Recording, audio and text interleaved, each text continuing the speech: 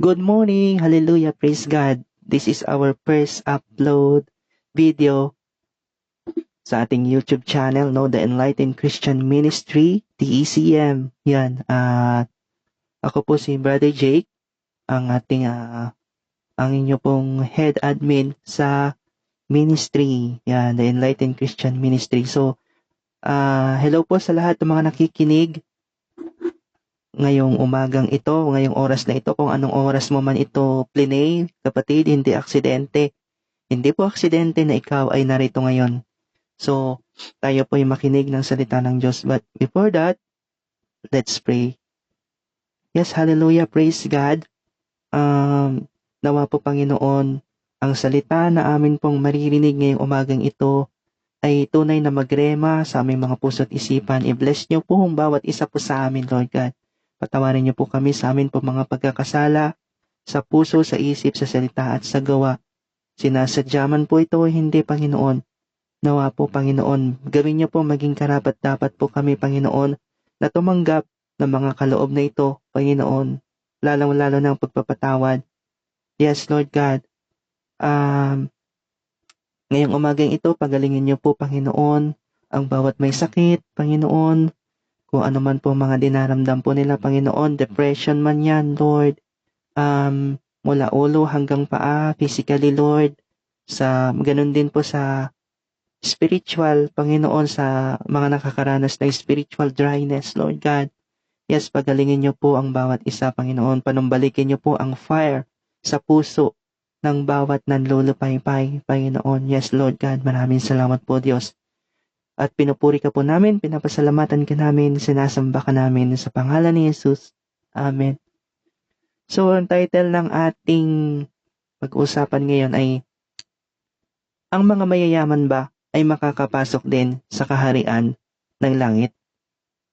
Ang mga mayayaman ba ay makakapasok din ba sa kaharian ng langit? So, ang ating topic ay matatagpuan sa Luke chapter 16, verse 19 to 31, ang ating key verse. Yan.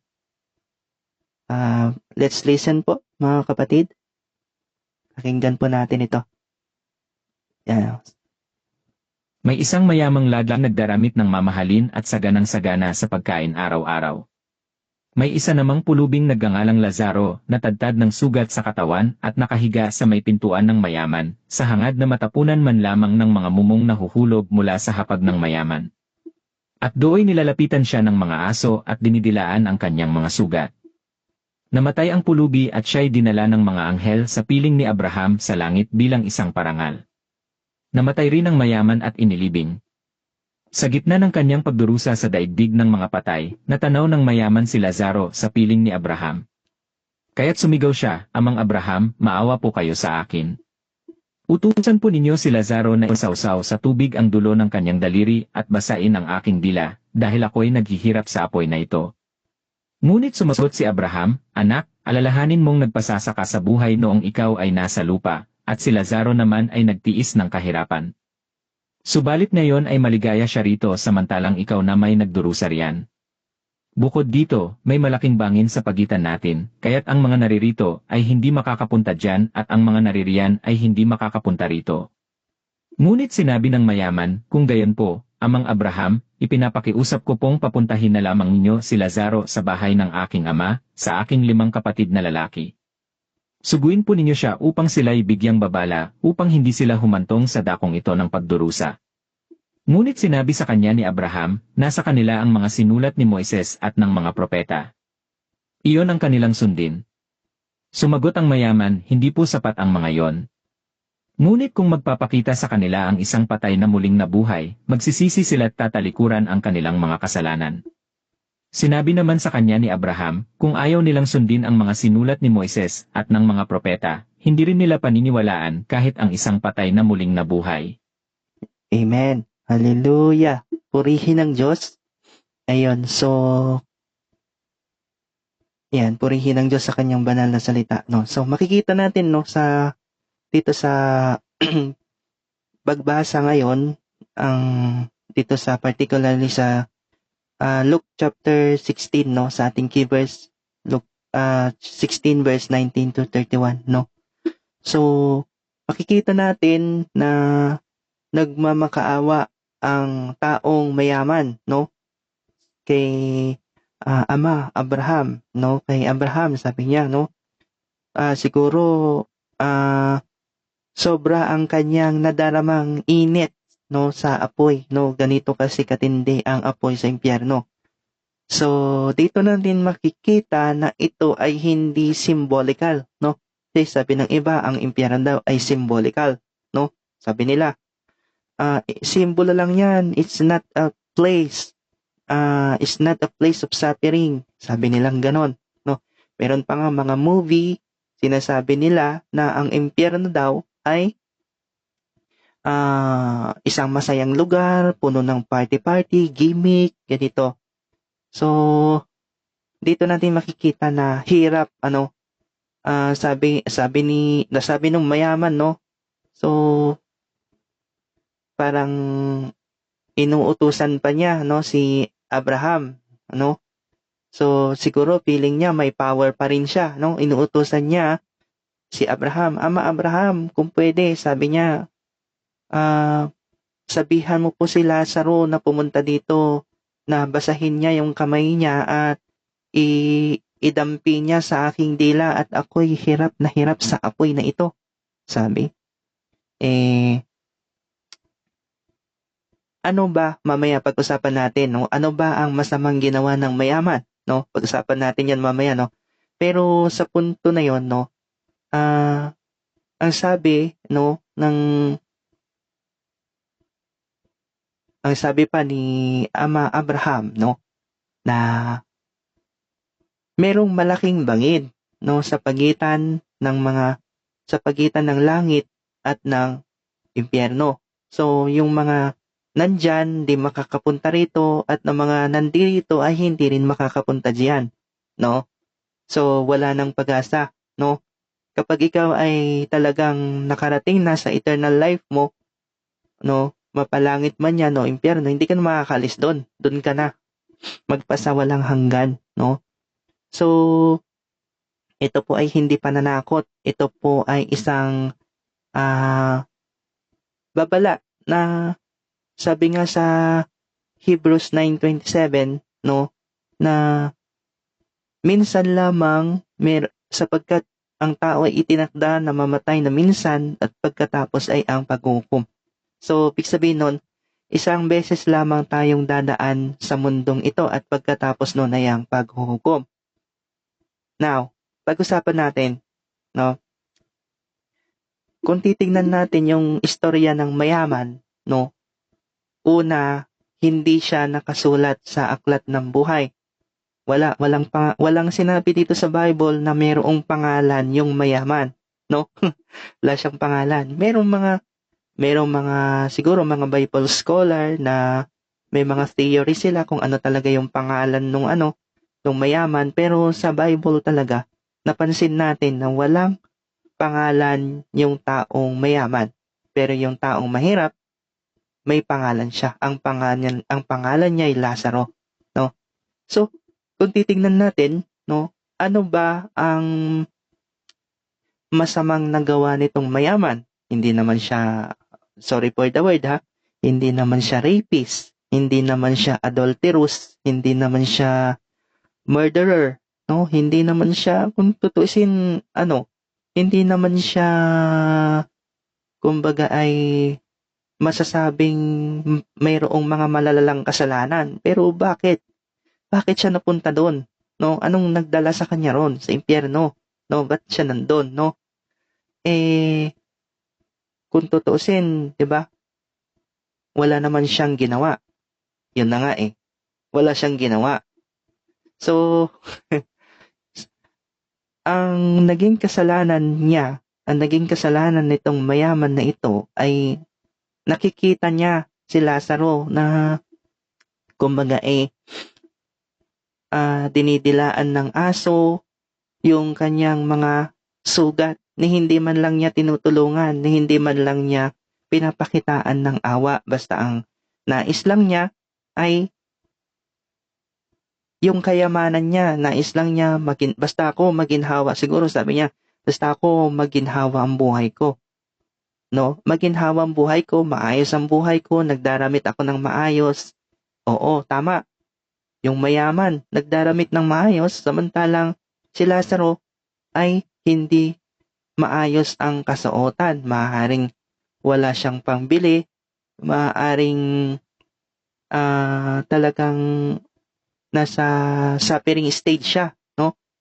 At ganito katindi ang buhay ni Lazaro, mahirap, no? Na umaabot pa sa punto na kailangan pa niyang maghintay ng mga mumong nahuhulog, no? Yung yung mga sobra, yung mga sobra-sobra na nahuhulog sa, imagine, no? Parang pagkain ng aso, no? Yung nahuhulog sa mesa, ganon. Yung mga ganon, yun ang kinakain ni Lazaro, no? Ganito katindi ang buhay ni Lazaro. Samantalang tong mayaman ay mayroong magara ang kasuotan. Kumbaga, 'di ba? Punong-puno siya ng blessing, no? Mga blessing ito na material, no? Binibigay lahat ito ni Lord sa kanya, no? Nakakaranas siya.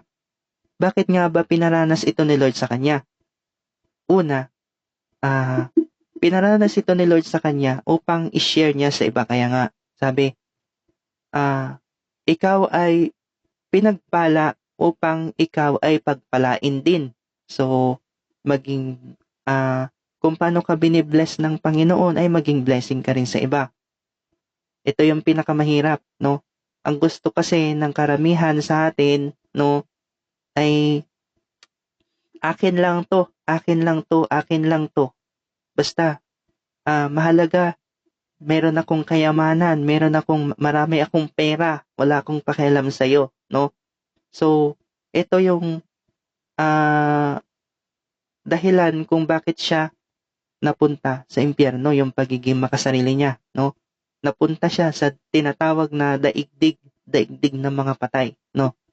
At samantalang si Lazaro ay nakamit niya ang gantimpala nung siya ay humarap na, no, sa Diyos. Siya ay dinala na sa Diyos nung according to the story of Jesus, no, namatay silang dalawa. Nung namatay silang dalawa, magkaibang destinasyon ang kanilang pinuntahan, no? Yung mayaman, siya yung napunta sa daigdig ng mga patay, samantalang si Lazaro ay napunta, no, sa langit. So, sa kaharian ng Diyos, no? So, ang tanong dito ay, masama bang maging mayaman? Oh, yun ang tanong eh.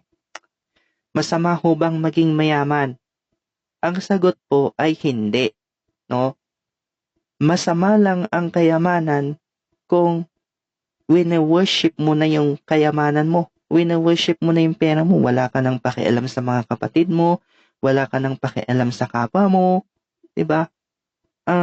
Manhid ka na kahit alam mong nahihirapan yung kapatid mo, di mo man lang tulungan, no? Meron ka naman na pwedeng itulong pero nagiging manhid ka. Ayaw mong tumulong sa kanila, no? Ganon, no? Wine-worship mo na yung yaman mo, no? So, delikado ito mga kapatid. Ingat-ingat po tayo dahil pwede po tayong mabulag dito, no? Pwede po tayong mabulag. Yes, makakapasok ang mayaman sa kaharian ng langit pero mahirap. Parang mas madali pa nga, sabi nga ng Panginoon, mas madali pa na maipasok ang kamelyo sa karayom kaysa ang isang taong mayaman na makapasok sa kaharian ng langit, no? So, ang tanong dito ay, kung ikaw ay maraming pera, may yaman ka, nandoon ba yung attachment mo? No? Kasi merong mga mayayaman na, oo, mayaman sila pero hindi naman doon sa yaman yung attachment nila eh. Kasi, kiniklaim nila na hindi naman nila pag-aari yung mga yaman na kanilang tinatamasa.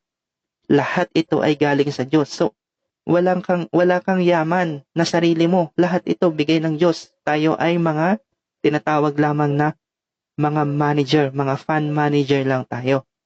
Mga fund manager lamang tayo. Wala tayong sariling pag-aari. Lahat ito ay pagmamay-ari ng Diyos. Kaya hindi mo pwedeng ikatwiran na, ay, lahat to pinagtrabahuan ko. Bakit? Siya, ang tamad niya, ang laking karne, hindi siya magtrabaho. Kung may sakit, makakapagtrabaho ba yan? O, di ba? Kung ano, ay, tamad yan, ayaw kong bigyan yan dahil yan ay, kapag yan ay pinagbigyan ko,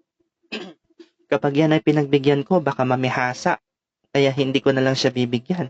O, di ba? Hindi ko na lang siya bibigyan, hahayaan ko na lang siya. Hindi pwede yun, mga kapatid. Kung merong blessing na ipinagkatiwala sa iyo, i-share mo din ito sa iba. Yun ang utos. Para hindi tayo mapunta doon sa eternal damnation, no? Sa walang hanggang paghihirap, no? Kung mapansin nyo, no? Katulad nga ng sinabi ko kanina, yung mayaman, hindi naman siya kidnapper, hindi naman siya adulterous, hindi naman siya holdupper, walang binanggit dito sa Bible na meron siya mga ganong kasalanan. Pero, napunta pa rin siya sa impyerno. Bakit? Kasi, naging bulag siya, no? Naging bulag siya sa kanyang kayamanan, binulag siya ng kanyang kayamanan, at hindi niya nakita yung mga naghihirap sa paligid niya. Samantalang siya ay merong magandang kasuotan, sabi dito, mga masasarap ang pagkain niya sa araw-araw. Samantalang itong si Lazaro ay naghihintay lamang ng mga nahuhulog na pagkain sa mesa, no?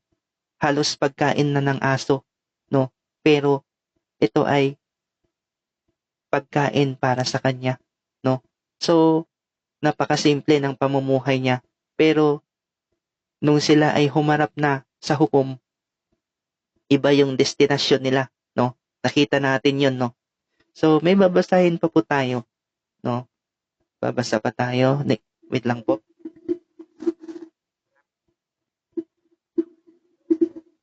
Dito sa mag-open. So, Luke 12:21, ang sabi dito,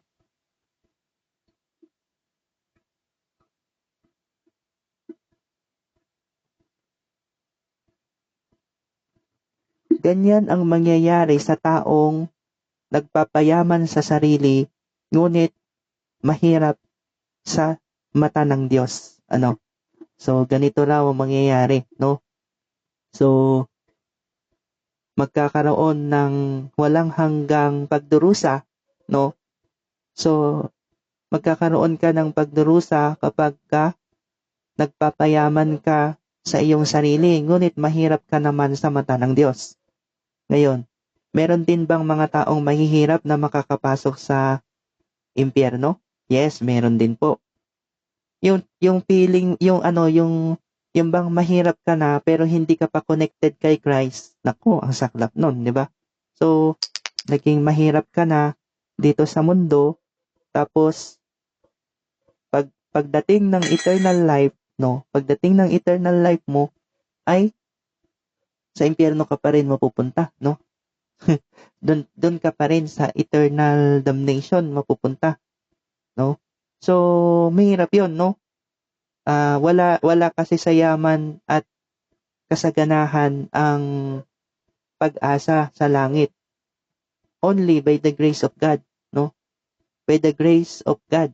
At 'yun, kailangan nating una sumampalataya. Siyempre, kailangan may gawin rin tayo. Bakit? Sabi sa Santiago 2:26.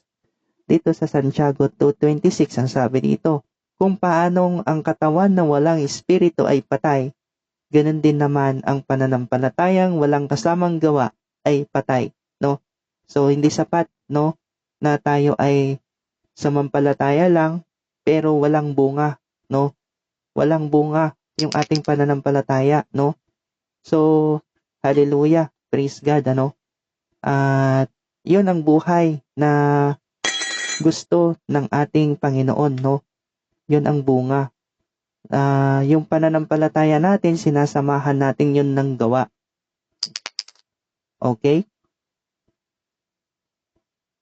So, nakita natin na yung isang taong mayaman ay napunta sa impyerno. Hindi dahil pumatay siya.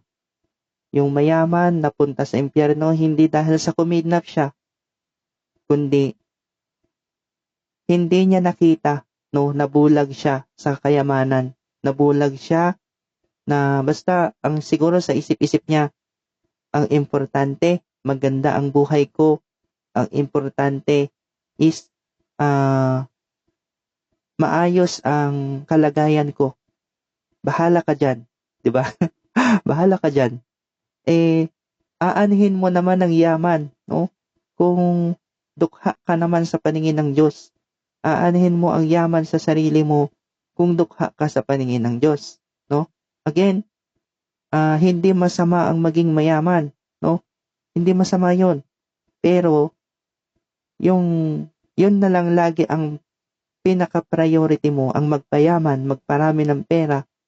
Delikado 'yan, kapatid. Ingat ka, no? Mag-iingat tayo, no? Kasi hindi 'yan ang dahilan kung bakit ka nabubuhay sa mundo.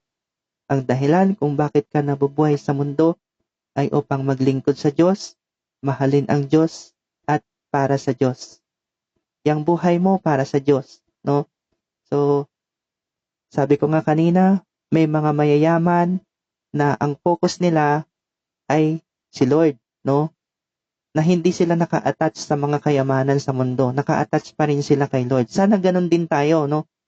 Mga kapatid, na ang kayamanan, hindi talaga yan ang maghahatid sa atin sa buhay na walang hanggan, no? Yung yaman mo. Kundi, yung tunay na kayamanan mo ay si Kristo, no?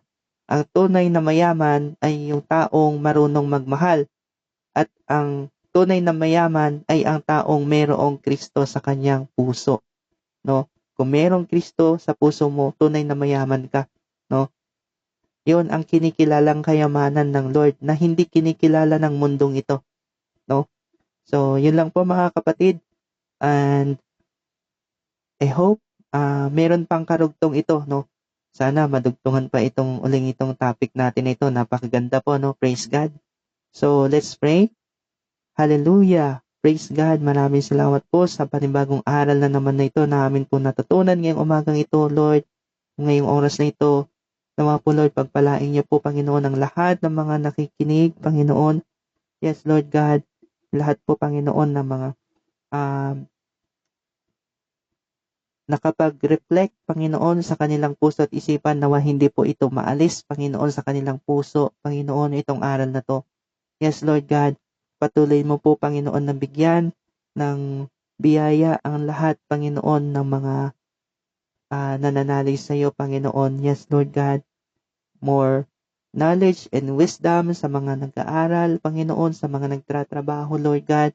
I-bless niyo po ang bawat businesses, Panginoon, naway magkaroon ng maraming promotion, Panginoon. Yes, Lord God. At nawa, kahit na ma-achieve nila ang mga goals na ito, mga dreams na ito, ma-achieve man nila, Panginoon, nawa wag ka po nilang makalimutan at maging down to earth pa rin po sila. Sana Lord, hindi ito maging dahilan upang sila, Panginoon, ay maging mapagmataas, kundi ikaw po ang siyang mapapurihan magpasawalang hanggan. Yes, Lord God, maraming salamat po, Diyos. At pinupuri ka po namin, pinapasalamatan ka namin sa pangalan ng Ama, ng Anak, at ng Espiritu Santo. Amen. Amen. Salamat po. Good morning, The Enlightened Christian Ministry. This is our first upload sa ating YouTube channel. Please like and subscribe The Enlightened Christian Ministry, TECM YouTube channel. Salamat po. Good morning. Good day. God bless.